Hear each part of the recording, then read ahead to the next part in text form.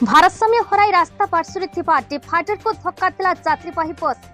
ବଡ଼ ଦୁର୍ଘଟଣାରୁ ଅଳ୍ପକେ ବଞ୍ଚିଲେ 50ରୁ ଅଧିକ ଯାତ୍ରୀ।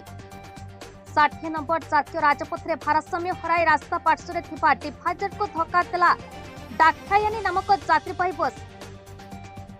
ବଡ଼ ଦୁର୍ଘଟଣାରୁ ଅଳ୍ପକେ ବଞ୍ଚିଲେ 50ରୁ ଅଧିକ ଯାତ୍ରୀ।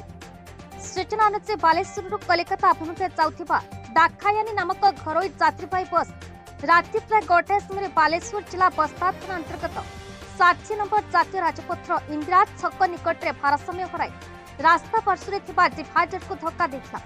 सौभाग्य को समस्त यात्री सुरक्षित अच्छा। अन्य एक बस जोगे गंतव्य स्थल को समस्त यात्री को पठा जाइछि। विलंबित रात्रि ड्राइवर को आखि लगी एभली घटना घटी अनुमान घटनास्थल बस समस्त कर्मचारी फेरार अच्छा। बस्ता पुलिस घटनार तदंत करुछि।